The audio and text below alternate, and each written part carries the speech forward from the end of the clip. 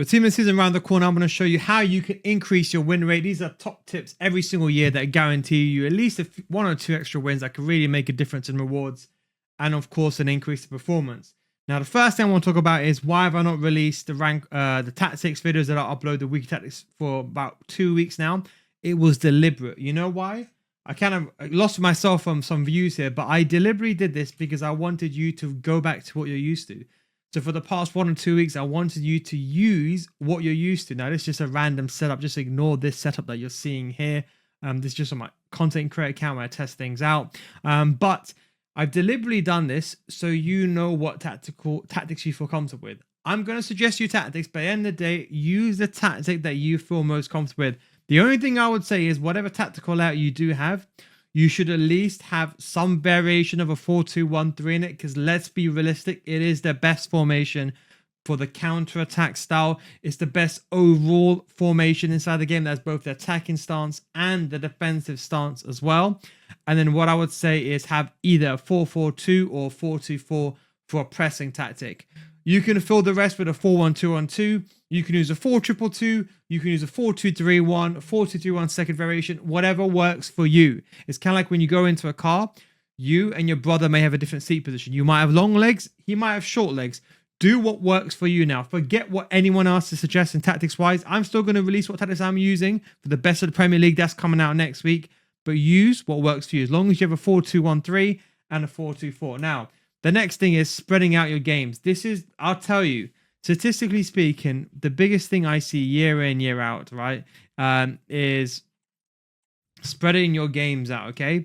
Now, when you're playing the weekend league, understand this, expect to get 1 or 2 losses than you would normally get. So don't look at your best win rate, look at your average. Let's say you average win, you get 11 wins, okay? Expect to get 9, worst case, you might even get 8, but expect to get 10. So don't expect to hit the same thing. Now, this is important. Number one, if you're already 5-0, and let's say you're 5-2, it's going to affect you mentally. So important. The psychology of this is so important. You want to see how pro players do it? Because they're top tier players. They can play back-to-back weekend leagues. The average player, they can't. Do you want to increase your win rate just before team of the season? We got the Division 10 to Elite Division series. All the videos are finally uploaded. We show you how to get from Division 10 to the Elite Division basic gameplay. No speed boosting, no mechanic abusing, no Trivella at all, because we want you to get there just with basic gameplay to show you don't need to mechanic abuse. If you want a mechanic abuse, that's fine. But we want to show you how to play properly first and then show you what the pros do. What pros do is they use basic gameplay and then they mechanic abuse to get the top 10%. Not the other way around. They don't mechanic abuse first and then learn the basics. We go over complete in-depth tutorials. And don't forget, with my entire series, if you join now during team of the season, remember, if you don't get better after 1 month, we will refund your money. That is the nil guys guarantee. That is how sure we are. We've been running this for 4 or 5 years. We go over in-depth tutorials. We also go over pro gameplay analysis where we analyze the full professional player's game. We've got tutorials for everything. Undefendable through balls, player locks, precision passing, precision shooting, everything that you could think of that goes beyond my YouTube channel. We've got the full defensive series, which defending series alone, just by watching that, I can guarantee you'll improve. Patreon.com/NilGuys. Links down below in the description. If you don't get better after 1 month, just send a message on Discord or send a message through Patreon and I'll refund your money. That's the Nil Guys guarantee. Don't believe me? Try it out. What have we got to lose? Less than the price for a KFC meal nowadays. Links down below in the description. They haven't got, if a pro player is playing at 30%, they're still going to win the game, okay? So number one, spread out your games. Avoid Friday, 6 p.m. Do not play when Champs comes out. Do not. If you can, play in the evening. Spread your games out in 3-game bursts. Okay, when you lose, you stop playing. You don't say, "Oh, let me just play one more." No. Let me tell you from experience, that is what costs you the most. You make a plan. As soon as you lose a game, that's it. You stop. You analyze your game and you take a break. Go take a break. But the reason why I'm saying is because a lot of people now have stopped playing the game. A lot of top tier players, like my friends, they're like rank 2 players, rank 3. Some of them are rank 1, only a few. They come back to the game now and they're sweating now during this period of time. So this weekend league, not this one, the weekend after the Premier League up until Ultimate, the Premier League is the most sweatiest weekend league throughout the year. I'll be honest, I'm expecting here for me to get rank 2. I might even go to, well, maybe not, but I might get 12 wins. It can happen. I might even go to 11 wins. So expect it. You know, expect to. Don't forget, there's always going to be someone that wants it more than you. Trust me, these kids nowadays, I tell you, they're like Anders, man. They're different caliber. I don't abuse mechanic abusing. I'm sure you mechanic abuse. If I got someone that's going to be travelling, passing the ball around the entire game, I'm not that desperate for Premier League team of season TOTS. Maybe a few years ago I was.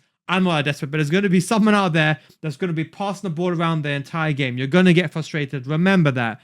So don't get frustrated. Split your games up. Try to avoid playing in the evening as well. Now, player choices. I don't care. Now, I'm going to tell you something there. I don't care who's told you what. 90 sprint speed minimum per position, okay? Fullbacks. Minimum 92 sprint speed without the chemistry style. Now, have you got 90 pace players in your team that feel slow? I told you this will happen. 80 sprint speed, forget it. The only way you can get away with 80 sprint speed, now listen, you might say, oh, but the pros, forget what the pros use. Imagine like Lionel Messi. He can play with his bare feet. It doesn't matter. He doesn't need anything. He doesn't need shoes. He can have a deflated ball.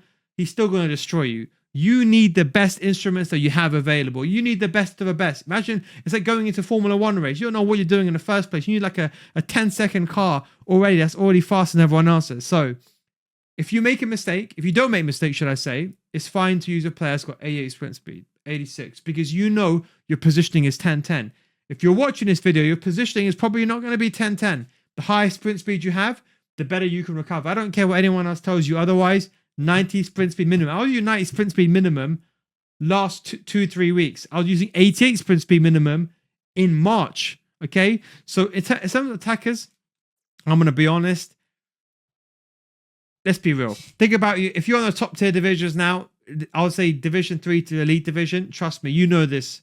Doesn't your strikers feel slow already at 90 sprint speeds? I'll be honest. You should be huntering and shadowing, maxing out everyone. Have everyone in the max sprint speed as possible. I'm telling you, it's going to be the most important. And when the weekend league starts, that is going to be it's a team of the season picks, whatever it is. People are going to introduce those players into the weekend league. You can get these players like Gross and Nabry, who've already got such top tier stats, for example, and you get them very, very cheap.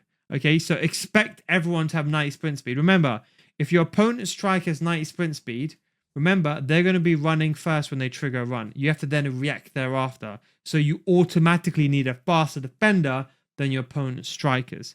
Most people, this is my content account. Most of my strikers here literally got like 90, at least minimum 92 sprint speed on average. So just remember that. So when you are choosing your player, choosing your team, be smart. And that is why with this evolution, I did Phase on my main account, Phaser. I did Bic. I'll be honest, even he feels slow. Like, he's not a slow card, but even with that high acceleration and sprint speed, I want 96. Even with his shadow, I can't really get into this too much about how chemistry does go beyond stats, but just ignore that for now. But he does feel a bit slow. So that's something just to bear in mind, okay?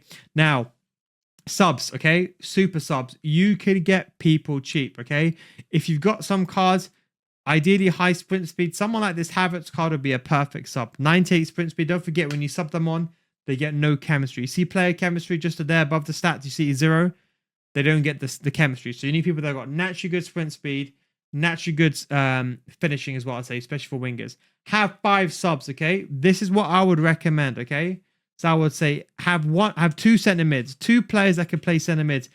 If you're very fortunate, like myself, I've been very fortunate in how I've been doing these cards. So I got some cards that can play all these roles, and they got stats that are very universal. Like their bit card, this guy can play CDM, can basically play everything.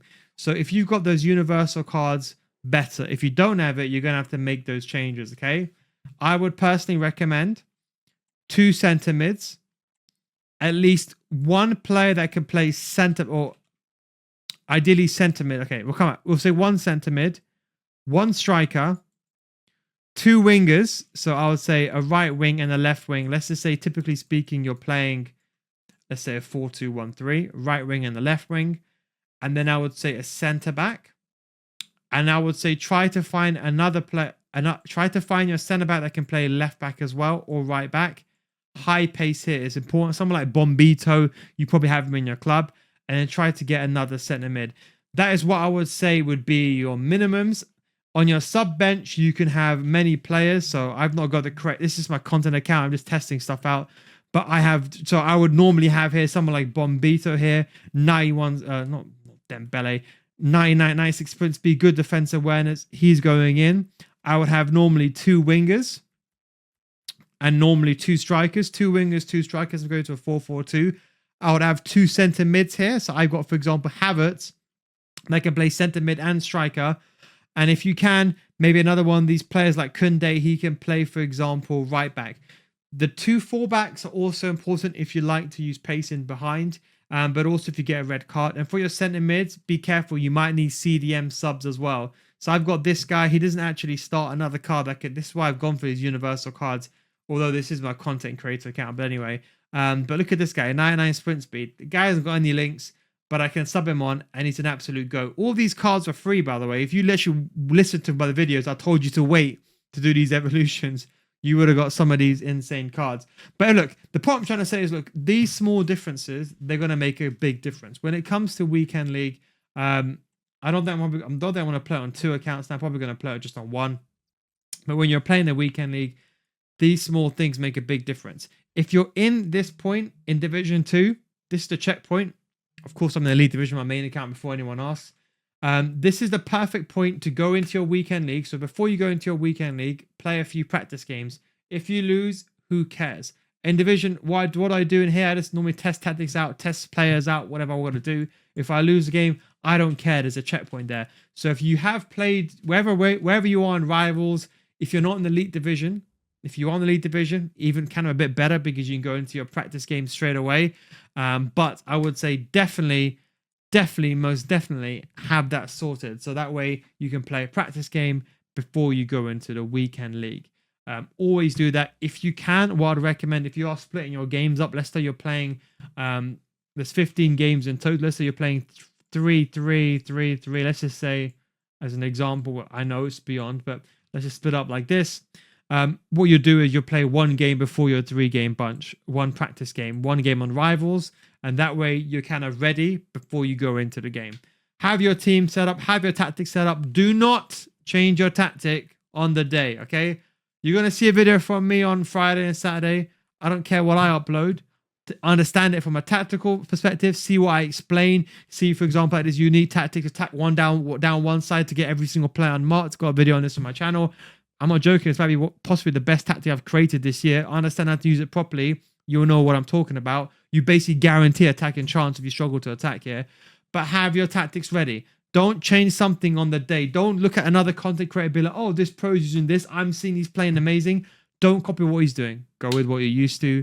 Stick with what you're used to. You don't want to change stuff before the main moment. You know what I mean? It's like, imagine you've drove your car your entire life and you decide one day, you know what, I'm entering a race, I'm gonna drive a new car. You don't know where the controls are, you don't know where the gear shift is, you don't know how the car drives, you don't take a corner at the same speed. So keep whatever you have, lock it in by Thursday, Friday, before you start the Weekend League. Then play the Weekend League. I don't care if you're 3-0. Let's say, for example, you normally get 3-0 and you're 3-2. Don't worry.